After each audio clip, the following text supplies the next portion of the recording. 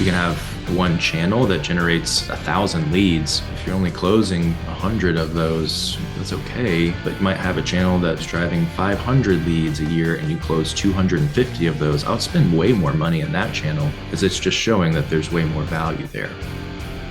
Hello, everyone. Welcome out to another episode of the PNP Industry Insider Podcast, where we look at what is changing in the pest and lawn industries, and we take you to the front lines, to those that are driving those changes. I'm Donnie Shelton, owner of Triangle Home Services, which has Triangle Pest as well as Triangle Lawn. And with me is AI's favorite accountant for the pest and lawn industries, both Chat, Gemini, and Claude's top pick, the Dan Gordon. Dan, would you like to say good morning, introduce our topic, our guest? Hold on, I'm just searching myself in AI to make sure. Are you doing a victory lap? Yes. Okay, so I may have embellished a little bit there, but listen, the last episode we recorded, it sounded like a drunken stupor, so I wanted to make sure that we got a little bit better on this rail. Yeah, so in case you didn't know, Donnie is now a drunken stupor. So anyway. Good morning. It's Dan Gordon from PCO Bookkeepers and M&A Specialists. We do CFO work and whatnot for pest and lawn, as well as exit planning services. And let's talk about our sponsors. The first sponsor, and we all love them, is Coalmarch. Coalmarch Marketing works exclusively in the pest and lawn industries. They drive measurable, smarter growth for your business. And their reporting even ties directly into PestPack and Real Green, so you can see exactly what your marketing is doing for you. Head over to coalmarch.com/podcast, fill out a form, and get your first month free. For more than 40 years, PestSure has been protecting the pest control industry with specialized insurance safety programs. Nobody understands our industry better. Learn more at pestsure.com. Voice for Pest, one of our favorite sponsors, delivers only phone solutions designed for pest and lawn care, from powerful AI to deep integrations with most industry CRMs. Discover why leading companies rely on it every day. voiceforpest.com/podcast. And for your chemical needs, Forshaw is the leading family-owned and operated distributor. Products, Dan. Products. Material. And for your product needs, Forshaw is the leading family-owned and operated distributor serving pest management professionals since 1961. Focus on people, partners, and performance-inspired foresight, which is really cool. We have a bunch of clients that use this. It's an inventory management system, so when you're ordering and whatnot, it comes right back into you. So Forshaw's inventory management system called Foresight, built to bring clarity, control, and support smarter operations. Learn more at forshaw.com. If you're interested in an industry peer group, David Billingsley, our friend and facilitator, he facilitates, 7 or 8 of these. I think there's 70 or 80 people who use or who are involved in our peer groups, which is pretty cool. And so if you want to take a look at pnpindustryinsider.com/peer groups, you can visit that. And I think that's it. We don't have much time left, right? So, I have to say, Dan, that was actually pretty good. It was? Yes. That's coming from you, my friend. That is just incredible. Listen, I appreciate that. That was pretty good. I will say this though: the one thing you did not discuss, which we should probably at some point, is what the conference is going to be. But we'll get into that a little bit later. I don't want to get too far in it because I want to get into our guest. So today we have Mr. Alex Booth, whom we were commiserating with. He is a new dad. I say newer. I think anything inside of a year pretty much qualifies you for that. But Alex is a digital marketing consultant. It's not his first time here on the podcast. He's with Coalmarch. We previously spoke with him on episode 207, 2025 Marketing Trend Shifts. And this time we're going to talk a little bit about, the ROI and the mathematics behind marketing. And this ever-changing industry, I can tell you, marketing right now is under so much change. It's quite dizzying to try to keep up with it. So hats off to Coalmarch for what you guys are doing. But if you go over to coalmarch.com, take a look under their resources, you will see an ROI-driven marketing guide. You can download it, and of course, in addition to, you don't have to listen to Dan and I's stupor, and you could digest that data all by yourself without any zany comments from Dan and maybe not so intelligent comments from myself. And with that, Alex, welcome to the podcast. Glad that you're here. How have you been? Yeah, I'm doing great. No, I appreciate you guys having me on. Yeah, the new dad life. I guess the third time being a new dad, it doesn't get any easier. So, it's hard. Yeah. But hey, we're here. I slept for a little bit last night, so we're doing great. That's awesome. But yeah, no, like you said, the marketing world's changing fast, and we're doing everything we can to keep up. So I think keeping up and then trying to keep everyone else up is kind of part of my job. So here we are. Yeah, love it. So our topic today is ROI-driven marketing. And listen, this is not, I would say it's not a new subject, but it is absolutely the answer to the question is changing, I feel like, on a daily basis because of what's happening in technology, what's happening with AI. So I'm just curious to hear kind of what is the approach now when people talk about ROI-driven marketing. I know for us, traffic used to be a big number. Yeah. Not anymore. So maybe that's a good way to, maybe that's where we start. Is like, how's the definition? And by the way, we're recording this on April 20th, 2026, which means it's just could probably be different in a year from now. But yeah, what are you guys? For a few weeks from now. Yeah, I was who going to knows, say right? it'll be different in May. So yeah, listen quick, listen fast. Yeah, I mean, look, and some of this is like thanks to. I mean, I don't have to gas you up at all, but like from when you were with Coalmarch, this was kind of like the foundation of Coalmarch at the time was how can we get closer to basing our decisions on ROI, not on traffic, not on leads, not on calls or web forms. Yep. So it's exactly that. Like we're not focusing on activity. We're focusing on the outcomes and the impacts instead. And so I think that's for like every operator out there now is like when you're looking at the business, traffic is a terrible metric to go by now. The benchmark report that we had for last year, every single client across the board, and even on average, was down significantly year over year in traffic, but leads and cost per leads, and then even revenue growth, sales, those things were up. So it's quickly changing now. Well, I think Google has definitely proven that you can generate a ton of traffic that's not valuable. And they'll gladly do that with your card. But likewise, it's interesting that you talk about how traffic is down, but leads are up. And talk about why, and I have some thoughts, but I would love to hear Alex's. His is probably well more intelligent than mine. Hey, not that intelligent, right? We got the dad of 3 and a 5-month-old brain working, so we'll say it as intelligently as we can. But no, I mean, so what's happening, right, with search is because of all of these AI LLM models coming out, right? And I'm even guilty of this myself. Like the searches have changed. It used to be people are solution oriented, looking for when they go to Google. They're looking for solutions because they don't get answers to questions right away. So now it used to be, right, for pest control, right? You'd best pest control companies in Raleigh, North Carolina. When you made that search, you might find a Yelp, you might find a, this old house, but you'd also have a lot of organic listings that showed up. You'd have advertising opportunities, whether it's PPC or LSAs.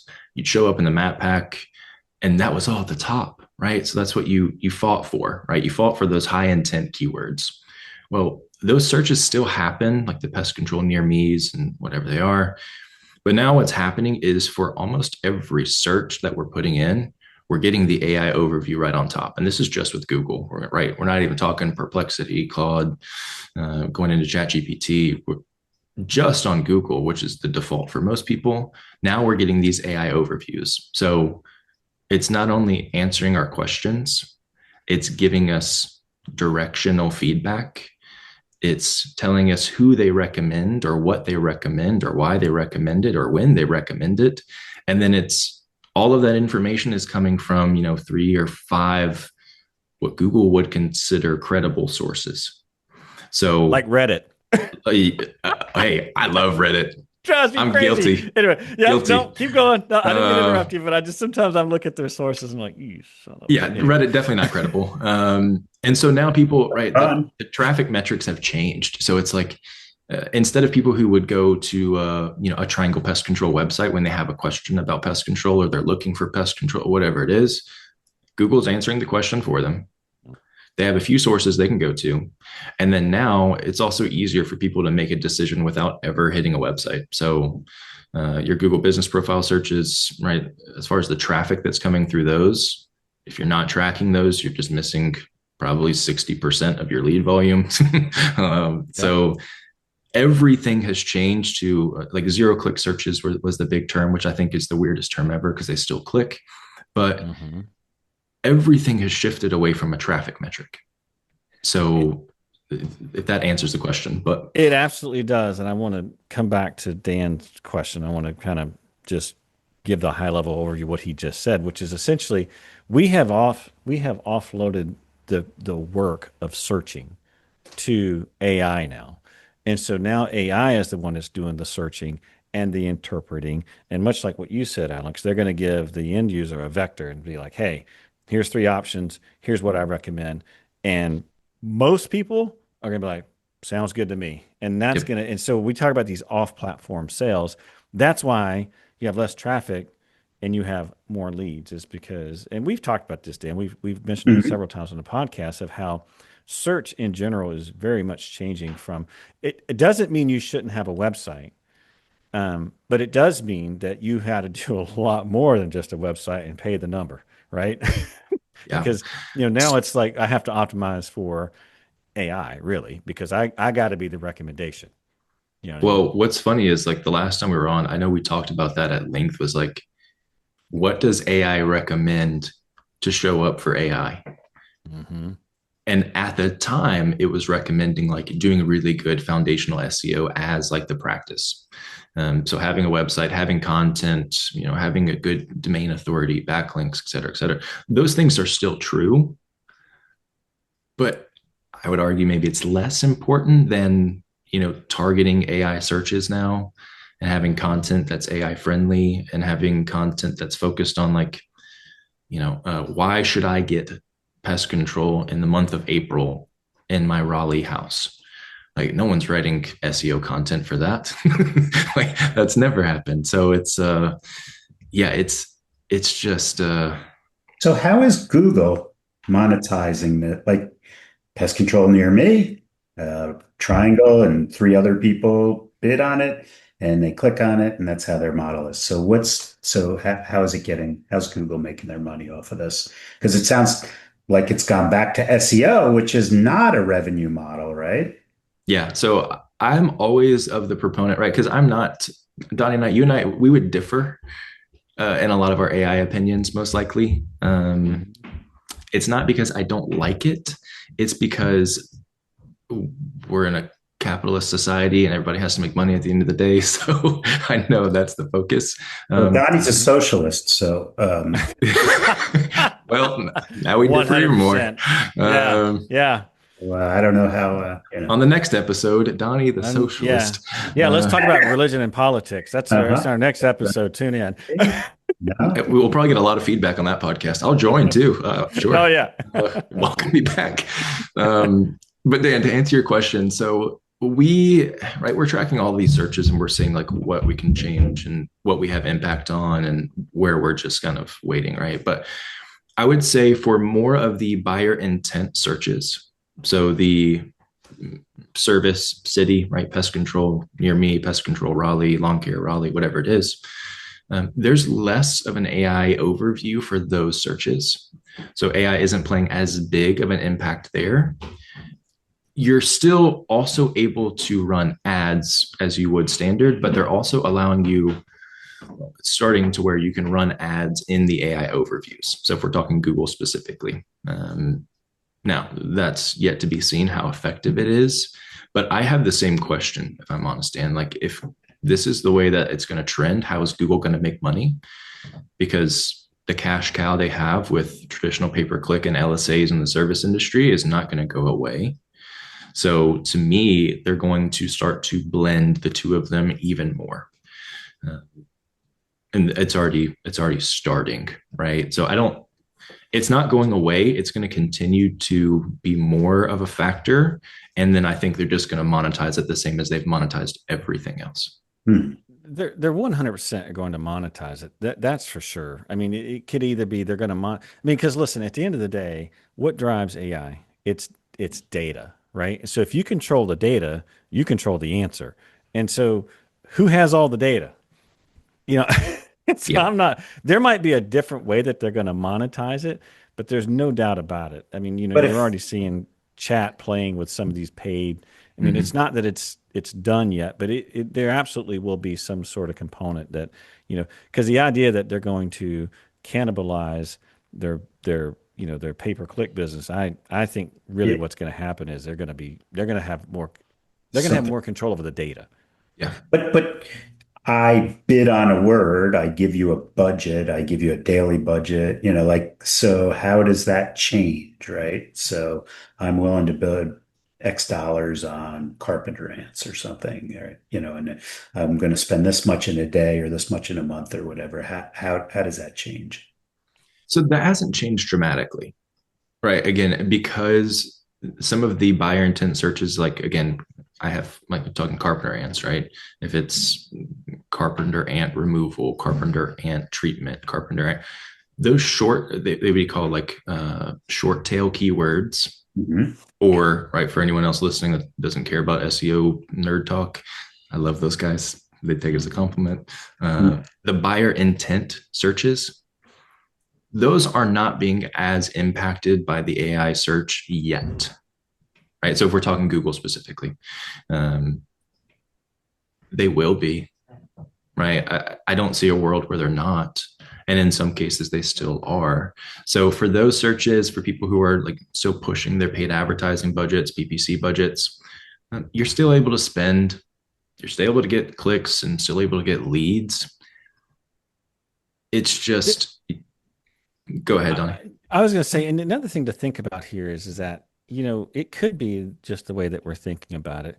There's tons of data online right now that shows with the AI overview, it has actually increased the amount of traffic, the amount of search traffic. It's increased the number of links. The difference is that click's not going to your site. It's going to Google's own platform. And so while it may look like it's shrinking, it's not necessarily shrinking. It may be shrinking traffic to your site, but it's not shrinking overall search. In fact, it's improving it. And so I think truly what's going to be, and not that this is not a podcast on how Google's going to make revenue. Probably none of us care because, listen, they got more money to know what to do with anyway. But the point is that how do we leverage that as our business? I think the reality of it is that AI search is expanding. It's expanding the number of people, like how much they click, and it's expanding Google's own footprint because they stay on platform. When I say they stay on platform, they stay on Google. They never leave. And that's always been their goal, right? Right. Literally day one for me working at Coalmarch, it was learning about how Google's goal is to keep people on Google as long as possible. Correct. Because they know the more they do that, the more value they provide, the more revenue they can potentially get from each end user. So, right, AI is achieving their goal. And again, to your point, it's like, it's not necessarily detrimental for service businesses. Like in some cases, it can be if you're not prepared, but it's like Google's doing what Google has always wanted to do. We just have to find a way to be visible within it. Right. Right. So let's talk about like what proper lead tracking looks like now. Obviously, we've talked about how traffic is probably not your best indicator anymore, but let's talk a little bit about like, okay, so how does someone determine like, this is how I should be tracking ROI. This is how I should be tracking my leads now. This has obviously changed. I'm curious to hear your thoughts on that. Yeah, I mean, I hate to go from like talking AI complexities to like, basic fundamental things, but I think the biggest thing would be answering the question of what is a lead. So I know my definition. I think I know your definition, Donnie. I'm laughing because this was such a huge debate years ago. Like, It I'm still talking is. epic battles. But anyway, keep Yeah. going. Yeah. Well, okay. So I think I know what your answer is because I think my answer is probably your answer. But what would you define as a lead for Triangle? My view as a lead is anyone who's interested in purchasing a service, period. Now, does it have to be a service that you offer? Does not. Okay. Well, Does not. ladies and gentlemen, Now, we're done. That's it. That's the yeah, I mean, definition of literally, it lead. does not need to be, because here's the deal. At the end of the day, whether or not you offer the service is completely separate than did my marketing generate some sort of contact. Now, obviously, you're going to need to look at that. And if you're getting 60% of your leads for a service that you don't do, you still generated a lead. You just generated it for the wrong service. And that means you need to tighten up your marketing. But the reality of it is that, because listen, people, listen, it's like most things, they will want to change definitions, and then you never have a consistent definition, which means your numbers don't mean anything at all because there's no standard to bring it back to. But no, I've had this debate even internally here at Triangle. I've had to enforce this debate multiple. Well, they're asking about a service we don't offer. I'm like, yeah, it's still a lead. Well, we don't offer it. I'm like, that is irrelevant. We Yeah. generated a contact for someone who's interested in service. Period. Yeah. Someone reached out to your company looking for a service. Correct. They didn't reach out to someone else. So yeah, I would say like when it comes to lead tracking, like exactly that. Like let's be clear on definitions, and then right, if I'm talking to any business out there, it's like let's define the lead very clearly. So I agree with your definition. I'm sure others disagree. Well, wait. This is actually the first time I'm hearing that if you don't offer this. So in other words, if I come to your website for, carpenter ants and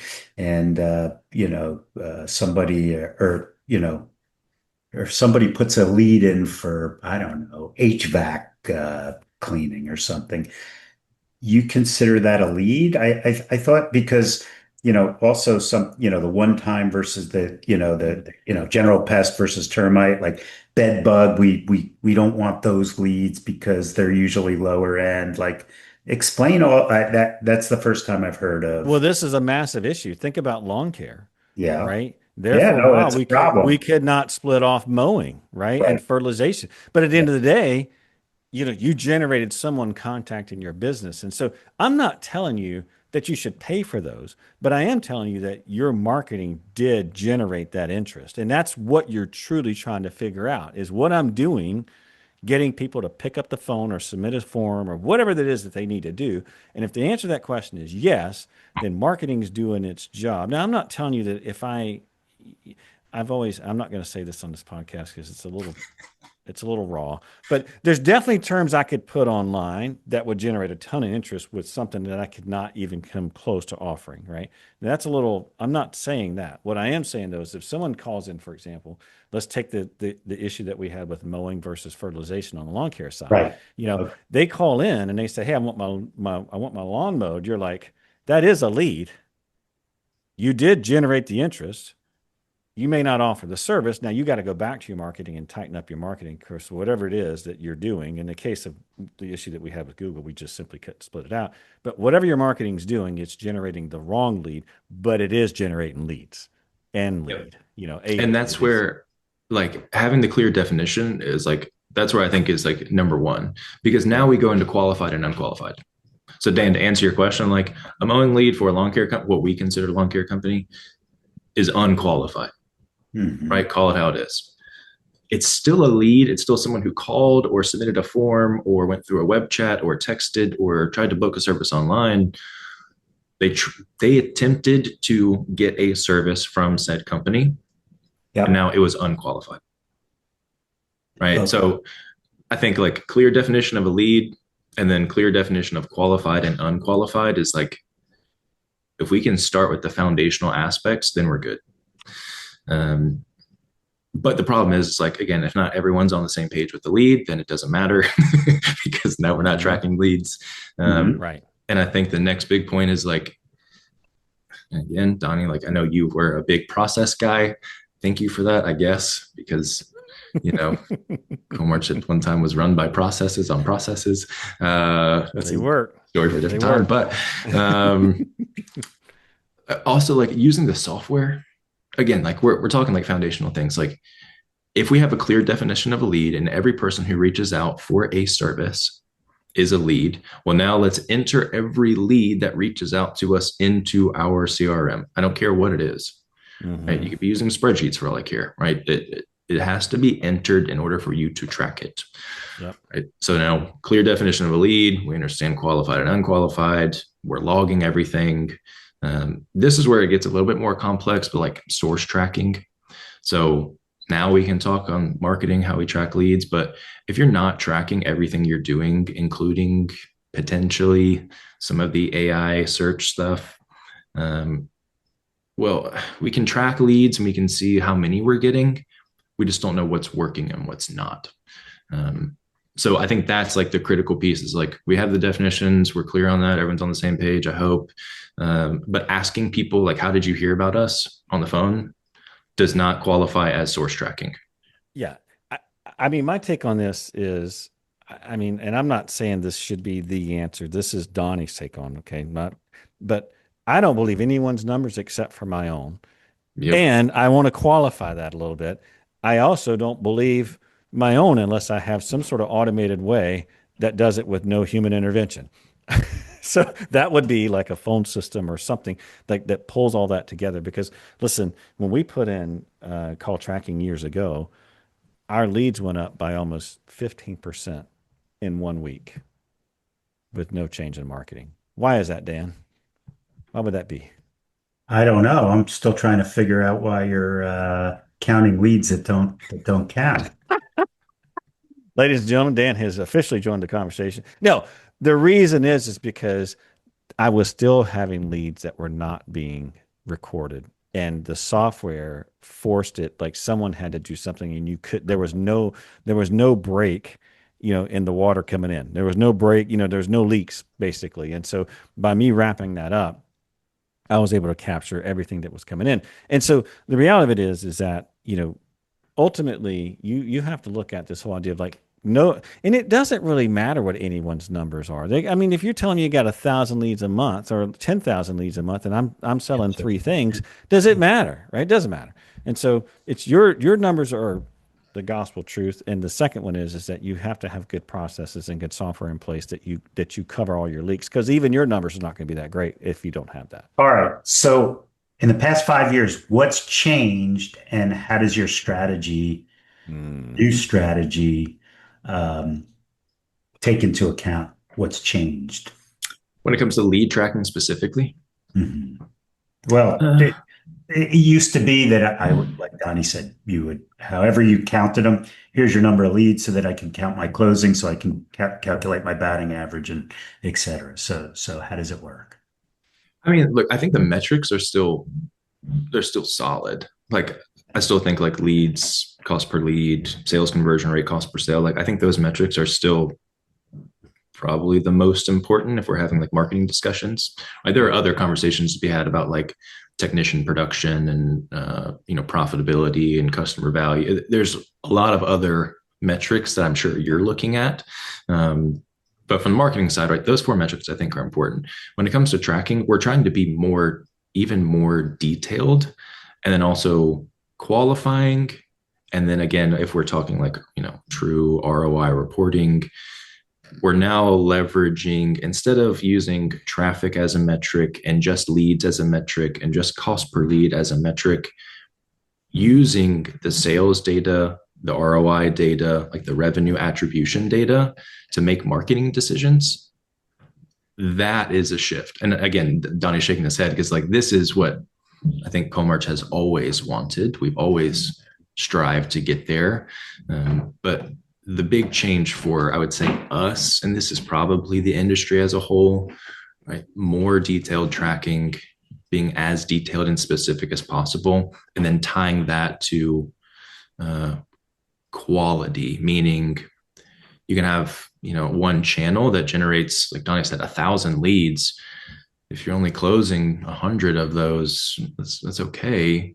But you might have a channel that is driving 500 leads a year, and you close 250 of those. I'll spend way more money in that channel than I will in the other one, because it's just showing that there's way more value there, right?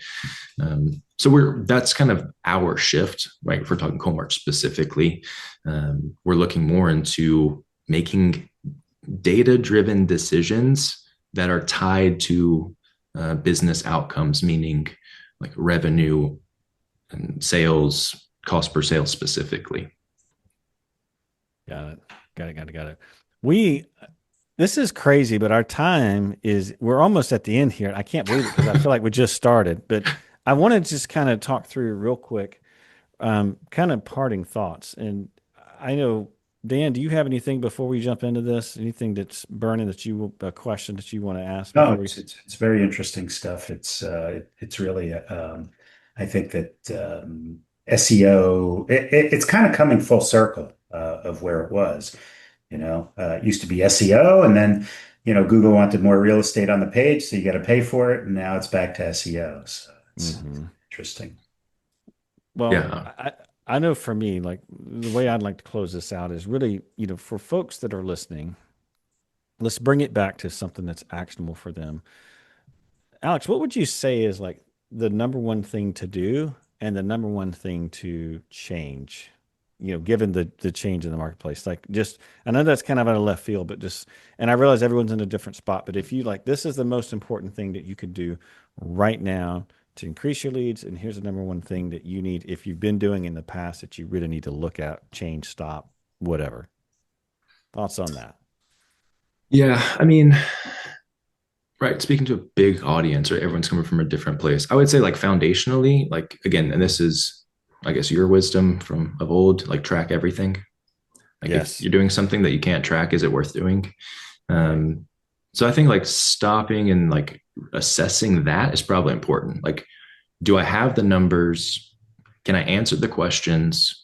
When Dan calls me and says, what's your sales conversion rate? Can I even answer him?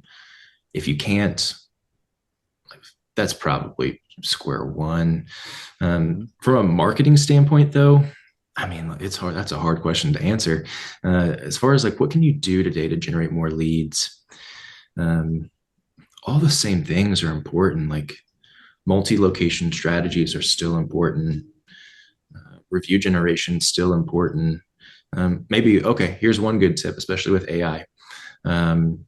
With the increase in AI search, what we have seen is these AI models are pulling overall business sentiment, meaning like what customers or people are saying about your business online, from more than just Google. So things like a Yelp, an Angie, a Home Advisor, a Better Business Bureau, Facebook, whatever you want, take your pick. There are a few that are more important than others, but having positive reviews on multiple platforms is actually now a thing again. So if you're looking at the AI world and it's way overwhelming, one, you can talk to us and we'll help you out with that. But two, if there's a small thing that you can kind of implement to try and help with the AI search side, spreading out like your review generation strategy. Again, Google is still important. Google still, as for now, is king, but that is very, very quickly changing, right? With ChatGPT's partnership with Microsoft, they're not going to leverage Google as much as they'll leverage Bing. So there's food for thought there. And I don't know if that's necessarily a direct increase in leads. Like, I don't know if that correlates, but it correlates into visibility, which I think at the end of the day, more visibility, trickle down effect does translate into more leads. And just to finish this out here, as you're talking, I just happen to think about the things that have bit me over the years. And, in life, there's two types of ignorance, right? The first one is that you don't know something and you don't know it. Like in the case of Dan, I would never do a tax return because I know I don't know that, right? Same here. Yep. The one that will get you in trouble is that you think you know something that you really don't know. And that's the tracking. That's the part that has bit me multiple times. I've thought, oh yeah, I know what's going on here. And I know, and then later on come to find out maybe I didn't know quite as much as I thought I did. I've watched I mean, just, yeah, it's just so, well, I mean, just, it is, right? I'm not going to deny it, right? But the reality of it is that, and that's the part to me, like when we talk about, folks that are listening, to me, that has been the biggest challenge. I mean, you talked about just, tracking everything, right? Track everything.